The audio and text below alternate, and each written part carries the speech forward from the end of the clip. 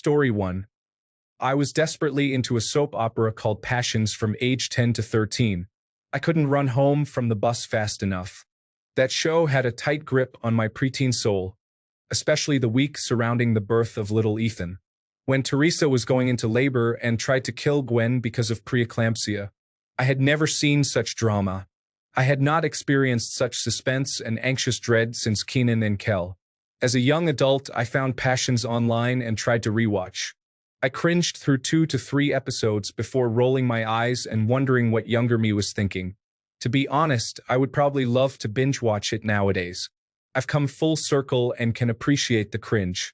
It was a whimsical, strange soap opera, and I'm nostalgic for those bonding times with my mom, who was equally into it back then. Story 2. I have read many of the responses, and I realize that I am old. Knight Rider and the A-Team. Stupid, cheesy action just hit differently when I was 13 than in my 50s. Story 3. Lord, forgive my obsession with the secret life of the American teenager. I know that I would die cringing if I ever saw it again. I got grounded from television when it was on one night, and oh my God, the breakdown I had. Story 4. Dawson's Creek. I felt I could relate so much to the character's teenage angst, being a teen at the time, but a rewatch in my late 20s made me cringe so hard at almost every scene. Suddenly the relationships weren't romantic. They were weird, clingy, overly dramatic, and toxic. Story 5. It is the Vampire Diaries for me. I was crazy for it when I was 14, but I guess I was just a teen who loved looking at attractive people because that is all the show has to offer. Story 6. Glee. I loved the show when new episodes of seasons 1 to 3 were airing, but after what happened to some of the cast, I can't watch it anymore. Especially when the part of the series comes around where the blonde girl is pregnant. The guy who played the character who got her character pregnant in the show was found with a lot of child pornography.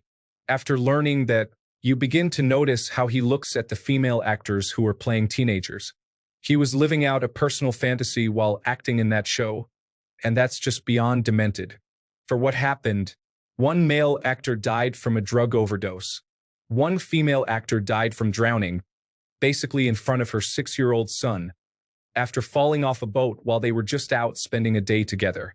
One male actor was arrested for possession of child pornography but killed himself before he was brought to jail. Story 7. Spy Kids. I thought the computer-generated imagery was the coolest thing I had ever seen. Looking back on it, I'm shocked I don't have trauma from those thumb-looking creatures. Story 8. If someone had told me they thought Crime Scene Investigation was better than Crime Scene Investigation Miami, I would have fought to the death. Crime Scene Investigation Miami was my family's favorite. At some point, after watching the original and really enjoying it, I rewatched Miami and gee, was my face red. So bad. Story 9. Gilligan Island. They should have just killed Gilligan for meat the first night there, so he didn't screw up yet another opportunity to get off the island. Story 10. Any game show. I used to love the convivial hosts, the exuberant contestants, and the excitement.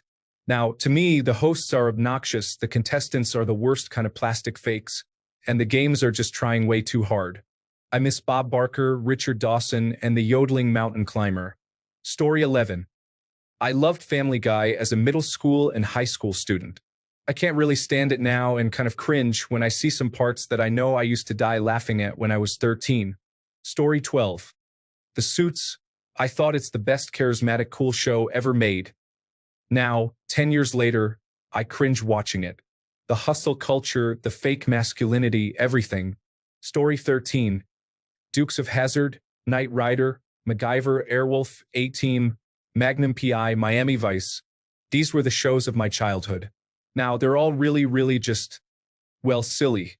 Especially Dukes of Hazzard. M*******H still holds up though. Story 14. How I Met Your Mother. Loved it. All guys in high school wanted to be like Barney. Tried to rewatch it recently. Couldn't. Jokes are so bad. It's practically unwatchable in later seasons. Story 15. House MD is highly entertaining the first time watching it as a teenager. However, with repeat viewings as an adult, you catch on to the formula pretty quickly. The formula, A person has an incurable disease and is brought to House. House sits his team down and demands they solve it for him. His team talks among themselves and either makes a bet or tries to one-up each other. House has an argument with Cuddy. House has a conversation with Wilson about his addiction, his lack of empathy, or the fact that he's difficult to deal with. The patient's condition worsens. House experiences an epiphany that often violates the Hippocratic Oath, but somehow heals the patient, usually. The episode ends with House by himself having a depressing self-reflection. Story 16, Yes, Minister. Yes, Prime Minister. I thought that the political shenanigans were funny, but when I rewatched an episode recently, I just had to think, damn, I wish our politicians were as competent. Jim Hacker, even with his goof-ups, genuinely wanted to do good. Sir Humphrey, with his cleverness and deep knowledge, knew how to get things done, even if he was sneaky. And Bernard was always there to add a touch of honesty and humanity. All of that seems to be absent in today's politics. Story 17, Gilmore Girls. It seemed so cool and quirky when I was 14. They were such rebels. I watched an episode a couple of years ago and cringed so hard.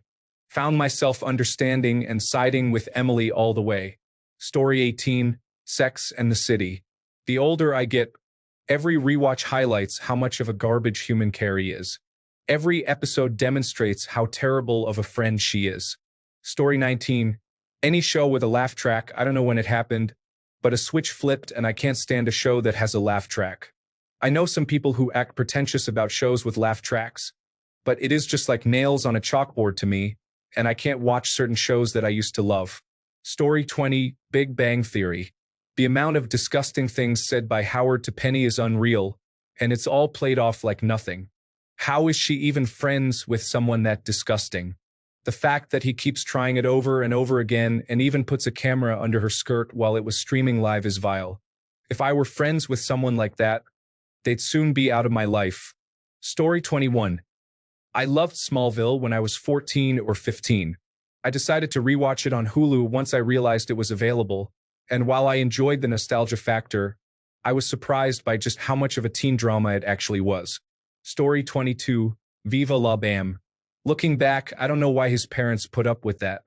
As an adult with children and growing up myself on the MTV shows, I can't stand most of them anymore. Story 23. Carrie is the worst and she deserves the tumultuous love life she got. Except the abusive ones, obviously. I mean, she brought muffins to Miranda when her mom died and not even 5 seconds later goes on to talk about Big. Story 24, House, MD.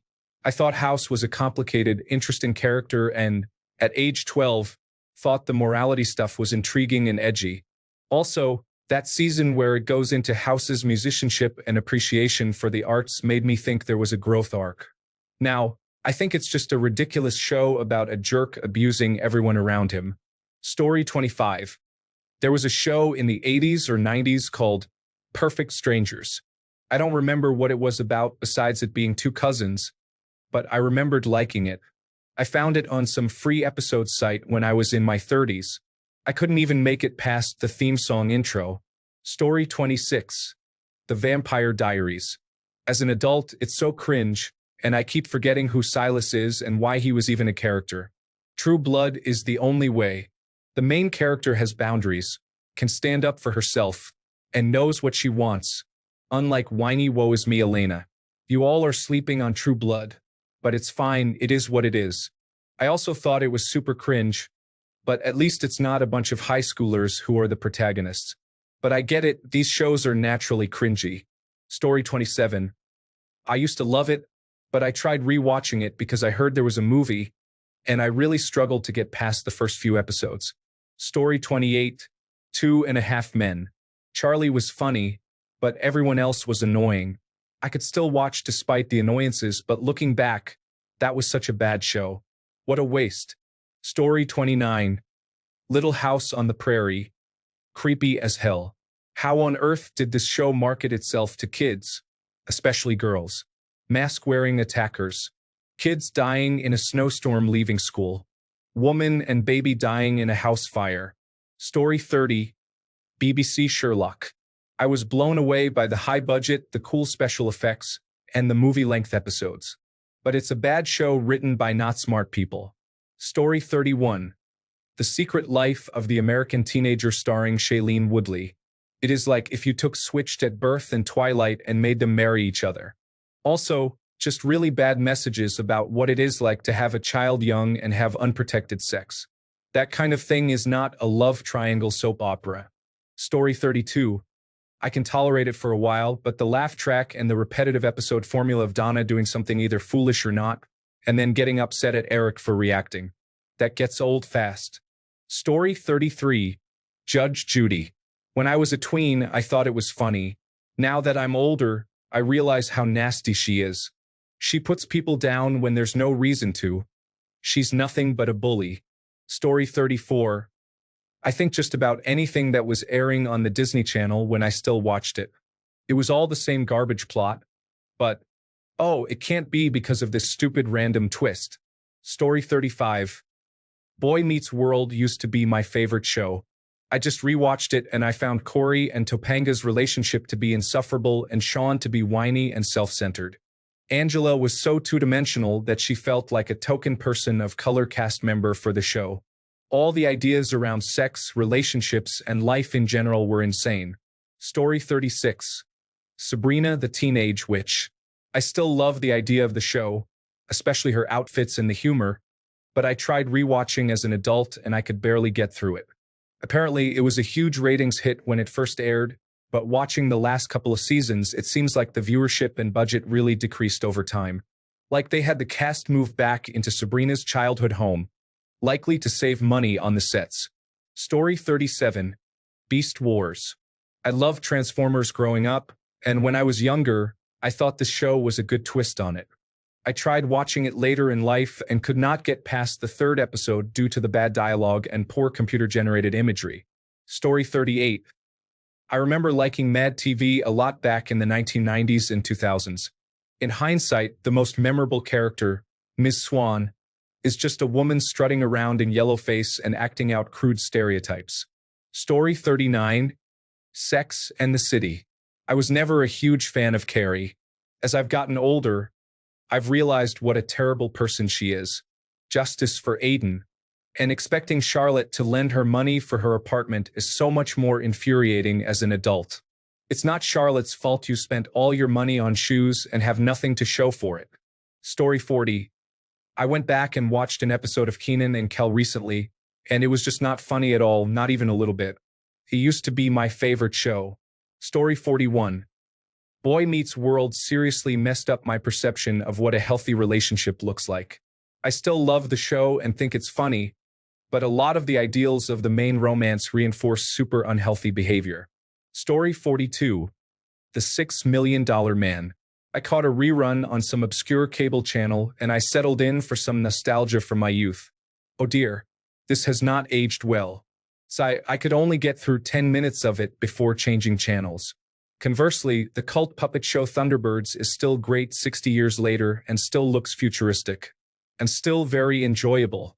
Story 43. I used to love to watch Intervention on Arts and Entertainment. I felt that it was a beautiful tribute to real-life struggle on all sides, and I felt it showed so many complexities of human existence, justifying how people defend drug or alcohol use because they love their family member, which is objectively wrong. But seeing it happen in another real family was extremely relatable, while simultaneously showing that this protection was the worst possible solution, and the only solution for the addict was to get clean, if possible. Later in life, a beautiful friend and coworker of mine took his own life after feeling like he had failed himself and his family after leaving rehab. He felt that no one loved him and that no one cared, but when I attended his funeral, it was standing room only. His brother, who eulogized my friend, said he would have never believed so many people would show up for him like that. Never in a million years. We all protected him like many families in Intervention do, and it's so easy to get upset and say they are actually hurting the addict, but in reality, it's extremely hard to not want to protect a friend or family member who is an addict. We knew he was sick. We smelled the alcohol from miles away, but everyone just let him work. The general manager would gently check on him every day, but he wouldn't disturb the scene. We just wanted to make sure he was okay, because we knew that if life started falling down around him, he would leave us sooner. We lost him 3 years ago this month, and not a day goes by that I don't think about him. And I could never bring myself to watch Intervention again. Never ever again. Story 44. When I was 4, I got left at home alone at my grandpa's house for 8 hours while my mom went to work, and the 3 channels that had cartoons all had an all-day marathon of the Jetsons. I was stuck watching the Jetsons all day. To this very day, at 30 years old, I cannot watch or even listen to the Jetsons intro without cringing. I can't even think about the Jetsons without cringing. Did I get PTSD from the Jetsons?